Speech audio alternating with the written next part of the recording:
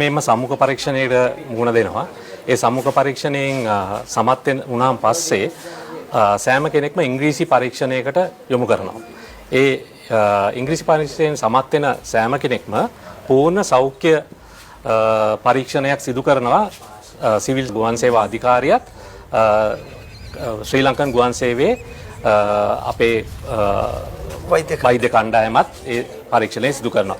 එයින් සමත් වෙන අය තමයි අද මේ වාඩිලා ඉන්නේ මේ ක්ලාස් එකේ. හොඳයි. ඒ කොහොමද මොන වගේ පුහුණුවක්ද පන්ති කාමර පුහුණුවට අමතරව ලබා දෙන්නේ?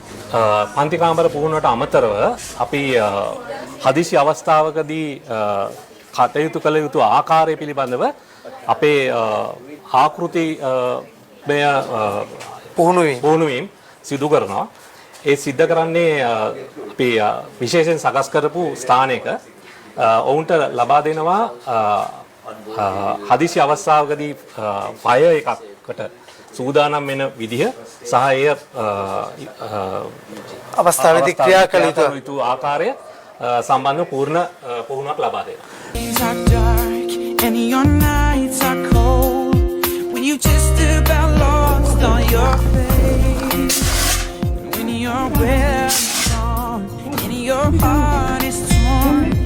විශේෂ පුහුණුවක් පන්ති කාමරය තුලදී සිදු කරනවා.